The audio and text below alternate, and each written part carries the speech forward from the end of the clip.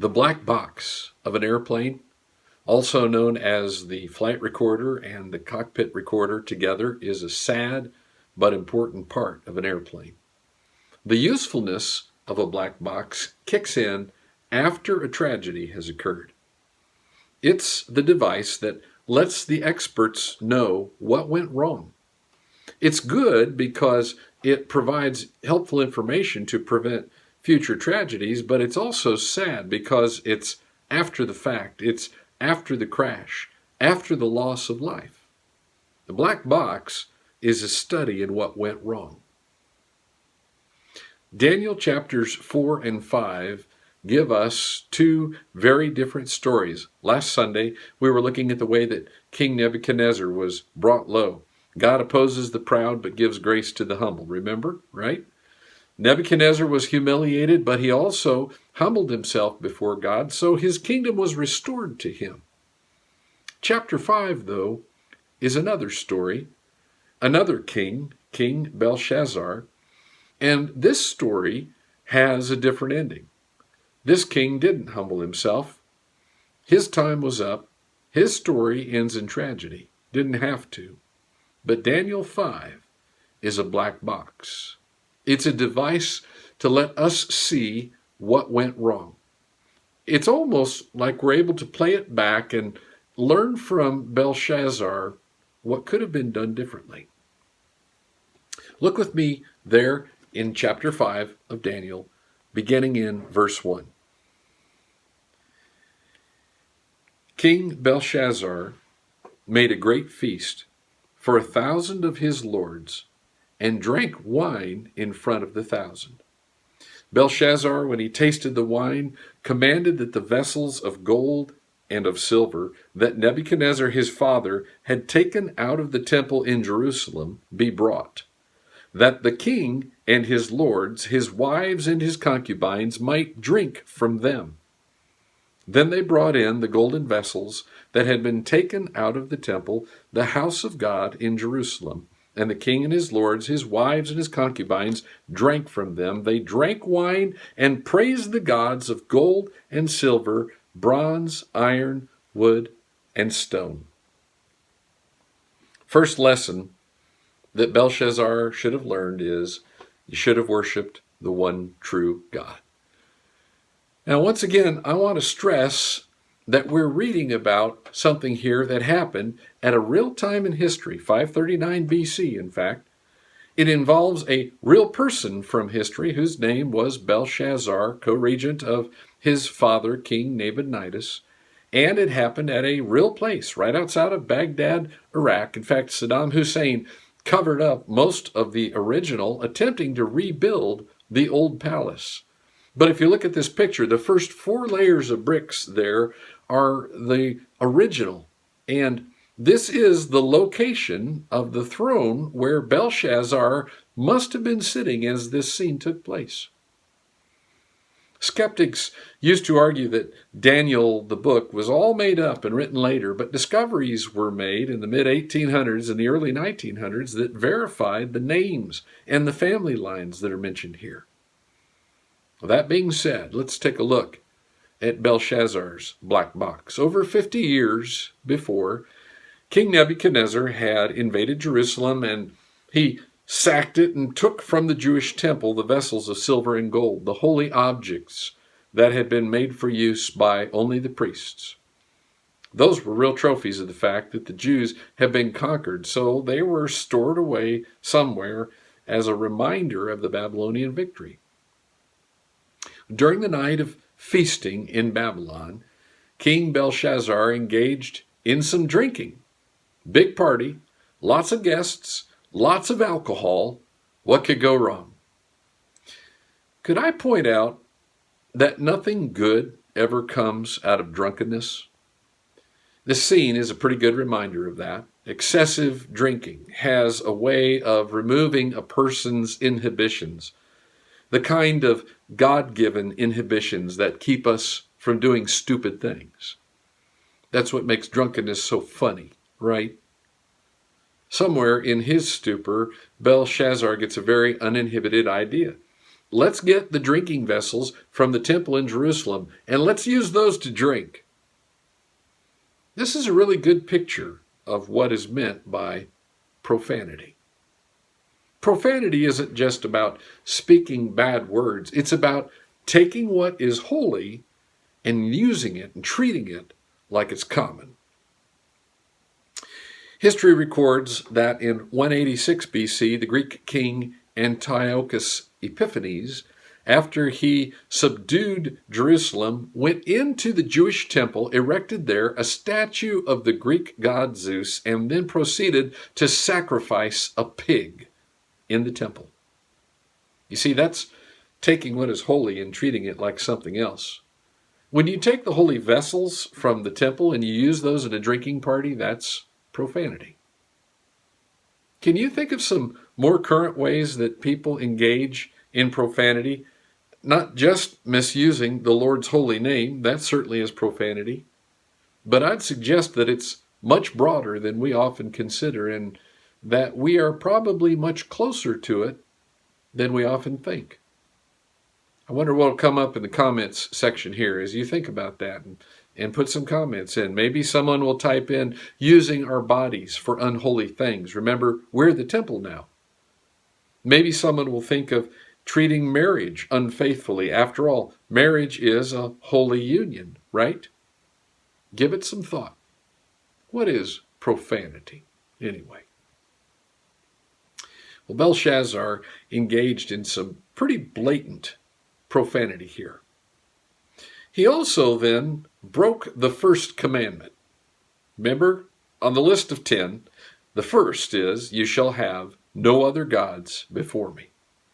As if profaning the holy vessels from the temple wasn't enough, Belshazzar and his guests also spoke what was on their inebriated minds. Look at verse 4. They drank wine and praised the gods of gold and silver, bronze, iron, wood, and stone. It's like they were thinking of every false god that they could speak of in defiance of the one true God. The first commandment is pretty simple, isn't it? God isn't willing to share his place with anybody else. Jesus said, you can't serve two masters. You can't serve God and material things. It's not a mistake that the first of 10 commands is this most basic and foundational instruction. Serve God and him only. Israel's downfall was the way that they wandered off to serve other gods, as God described it, to commit adultery with them. Eventually, God let them be overrun and taken away into exile for this basic failure. We could learn from that. Belshazzar, you should have worshiped the one God and served him only. You remember The Addams Family? 1964, it was a sitcom, still in black and white, taken from an old comic strip, and then it was remade into a couple other movies also in the 90s. One of the characters in the Addams Family was Thing. There's no explanation of Thing. He's just a hand. A helpful hand, but just a hand. No body attached. He would show up at just the right times, and the family members would always tell him, "Thank you, Thing." Half the humor of Thing was the way he was treated like a normal part of the family. Not everybody has a dismembered hand roaming around their house, showing up here and there to help. But there's this scene in Daniel where something very similar to Thing shows up. A hand without a body attached to it, and it shows up to write a message. When someone says, you should have seen the handwriting on the wall, it doesn't mean that you should have paid attention to graffiti. It's from Daniel 5. It's a message from the black box. And that's the second lesson from the story of Belshazzar. You should have learned from the past. Let's look in chapter 5 at verse 5. Immediately the fingers of a human hand appeared and wrote on the plaster of the wall of the king's palace, opposite the lampstand. And the king saw the hand as it wrote. Then the king's color changed, and his thoughts alarmed him. His limbs gave way, and his knees. knocked together. I imagine my knees would knock together too. I guess you could say that Belshazzar experienced a sudden sobriety at that moment.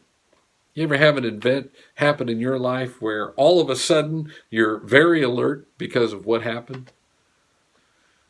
When we started this series through the first part of Daniel, we took a look at a specific verse, Romans 15:4, where Paul says, "For whatever was written in former days was written for our instruction, that through endurance and through the encouragement of the Scriptures we might have hope."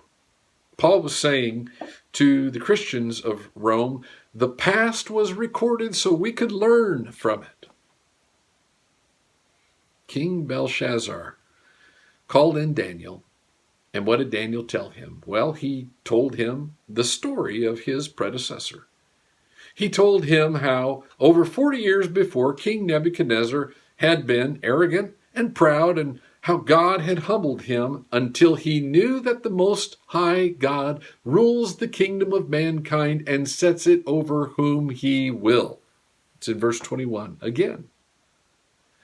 King Nebuchadnezzar had had a change of heart. He humbled himself before God, and the Lord restored him to power. But King Belshazzar had not. Short version, you should have learned from the past. There's a good reason to study the Scriptures. There's a good reason to study history. There's a good reason to look at and learn from the choices of others. You can learn from them. Those who will not study the mistakes of the past are destined to repeat them. Why do you think that NASA is so careful to study anything that goes wrong on a mission? Why do coaches have football teams watch videos of their previous games? You see, in life we can either look at those mistakes and learn from them, or we can make the same mistakes all over again and learn them the hard way. The problem with that is some mistakes aren't repeatable, like forgetting your parachute in a skydive or using gasoline to help stoke a fire. Those are the kinds of mistakes you can't repeat. Hey, today you are living, you are breathing, you are here watching together online. You still have a chance to correct your course if you need to. You still have a chance to change. Your life could be headed totally the wrong direction, but you have an opportunity to learn from the past and change. Belshazzar should have learned from the past. Here's the other message that he received that day. In verse 24 and following. That is this: you should have known better. Belshazzar ignored the one true God. He ignored the lessons of the past. For that matter, he had ignored what should have been clear to him, and that's the third point here. You should have known better. There is a part of me that wants to get on top of a tall building somewhere with a bullhorn and shout out to the mobs that became so destructive across our country this past week and a half. You should have known better. Deep down, we all know better. Hatred and ruin isn't how our world is made better. And deep down, we know it. I like what Edmund Burke said. Men are qualified for civil liberties in exact proportion to their disposition to put moral chains upon their own appetites. Society cannot exist unless a controlling power upon will and appetite be placed somewhere, and the less of it there is within, the more there must be without. It is ordained in the eternal constitution of things that men of intemperate minds cannot be free. Their passions forge their fetters.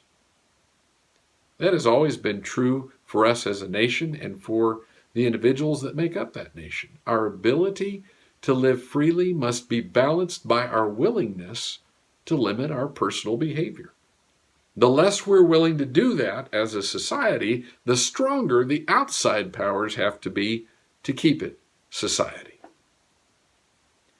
The message now written on Belshazzar's palace wall was just a few words in Aramaic. Daniel has been called in to tell him what it means. Chapter 5, verse 25. This is the writing that was inscribed: Mene, Mene, Tekel, and Parsing. This is the interpretation of the matter. Mene, God has numbered the days of your kingdom and brought it to an end. Tekel, you have been weighed in the balances and found wanting. Peres, your kingdom is divided and given to the Medes and Persians. Belshazzar should have known better. This message was interpreted to him, did you see it, in the past tense, my Daniel. Your kingdom is divided and given to the Medes and Persians. Before the night was over, Belshazzar was dead and Babylon overrun. It's a lot of fun to spell out what Belshazzar should have learned 2,736 years ago. But what about us? What about us? I'm glad you asked that. First of all, we need to do a self-check here. Are we worshiping God or serving ourselves? King Belshazzar had been put in God's scales and came up short. He was found wanting. We have a chance right now to weigh out our own lives in light of what God has said. Weigh yourself. Rather than waiting around for God to do it, find out where you are wanting now so that you can correct it. Here's the second thing. Study and learn from the past. It is there for us to learn. We can become wise beyond those around us if we'll study the past and learn from it rather than ignore it. Plus, we don't have to have the pain or the disaster of repeating the mistakes of others. And here's the third thing. Walk humbly before God. Belshazzar failed at this. Remember what the Lord said through the prophet Micah? Chapter 6, verse 7 of Micah. Will the Lord be pleased with thousands of rams, with 10,000s of rivers of oil? Shall I give my firstborn for my transgression, the fruit of my body for the sin of my soul? He has told you, O man, what is good. And what does the Lord require of you but to do justice and to love kindness and to walk humbly with your God? At this point in history, on this side of the cross, that's really about surrendering your life to the Lordship of Jesus Christ. So many people get near the end and look back, and so much can be learned from their lives. I especially like to hear the words of those who understand how much life is really about living for Jesus rather than ourselves. One of those people who came to understand was a man named Malcolm Muggeridge. And I want you to listen what he concludes after thinking other things. So I came back to where I began, to that other king, one Jesus, to the Christian notion that man's efforts to make himself personally and collectively happy in earthly terms are doomed to failure. He must indeed, as Christ said, be born again, be a new man, or he's nothing. So, at least I have concluded, having failed to find in past experience, present dilemmas, and future expectations any alternative proposition, as far as I am concerned, it is Christ or nothing. Christ or nothing. Sound extreme? Sounds more to me like Christ is everything. And that makes the choice even more obvious. That is the radical message that we have for the world today. We make no apologies for saying that we are a group of people who have sold out to Jesus Christ. And we want to invite you to do the same. You here watching this morning who maybe are joining us for the very first time, or for the very first time really giving serious thought to your relationship with Jesus Christ. We want to ask you to establish a communication with us. Email us, phone us, text us, contact us somehow through our website, the prompts that we're putting on the screen. Get in touch with us. We want so much to share with you about what it means to be a follower of Jesus Christ. We're part of a wonderful family at Central Christian Church, many of whom are tuned in here right now this morning and watching.